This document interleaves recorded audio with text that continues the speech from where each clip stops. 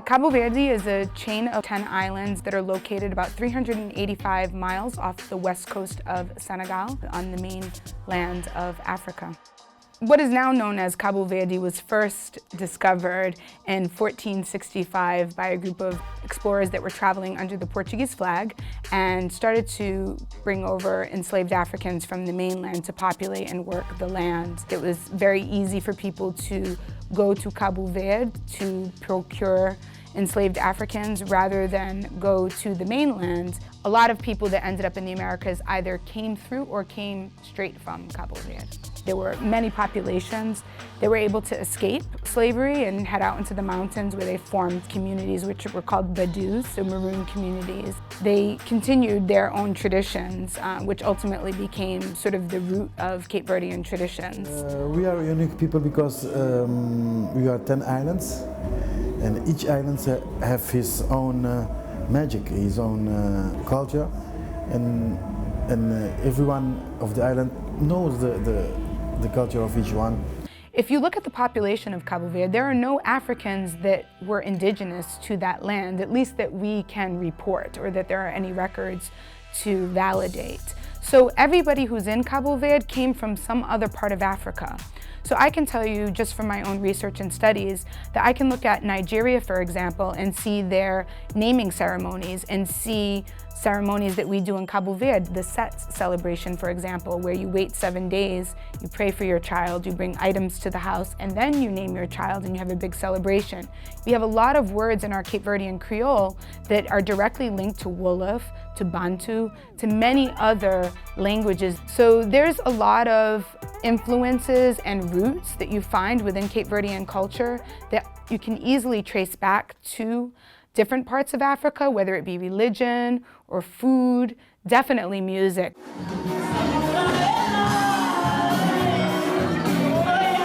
What makes Cape Verde unique is its traditions. You know, it's food, it's a musical culture. It has a bunch of different things all mixed up into one thing, and that's what makes it Cape Verdeanidad, you know. Our music, I think, is one of the most unique things that we have. Caso bastante único, like nós música, nós cultura, que é essencial na identidade cabo-verdiana. There are a lot of well-known Cape Verdeans, some of which you may or may not know are Cape Verdean. We have people in all different sectors. One of my favorites that I like to talk about is Judge Layton, who was the first African-American judge. He is Cape Verdean. Layton was his name, it was changed to Layton. Paul Gonsalves, who was the tenor saxophone player in Duke Ellington's band. 70s disco group, the Tavares, which worked closely with the Bee Gees and had numerous hits that many people are aware of. Horace Silver, who was a big heavyweight in the jazz scene, and Walter Tavares, who's actually from Cabo Verde but was drafted to the Atlanta Hawks in 2014.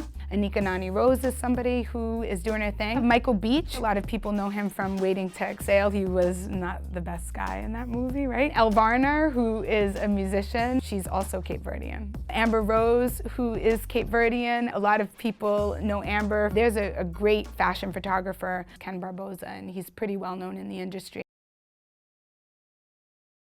Sim, para dizer a verdade, na nossa terra tinha problema para resolver, tinha coisa que deve ser resolvida. Não sabia que tem alguma pobreza, alguma pessoas que também ajudam em muita coisa, né? I think life in Cabo Verde continues to be difficult.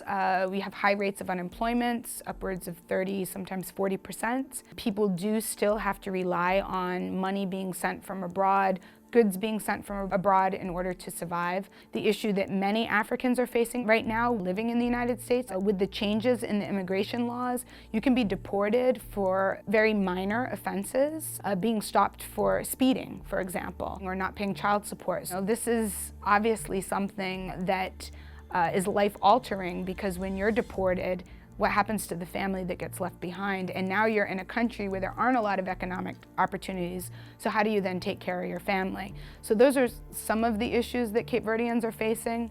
I think also Cape Verdeans have always struggled to represent their African identity within the scope of American in the racism that exists in the United States. And I think Cape Verdeans have often wanted to distance themselves from being lumped in with African Americans, but at the same time not wanting to deny our African heritage. So I think much like a lot of other people who come from African populations, for example from the Caribbean or other parts of Africa, there's a little bit of a struggle for Cape Verdeans in trying to figure out exactly where we belong in this country. We're Black, but we have a different culture, and sometimes we're just struggling to figure out where we belong.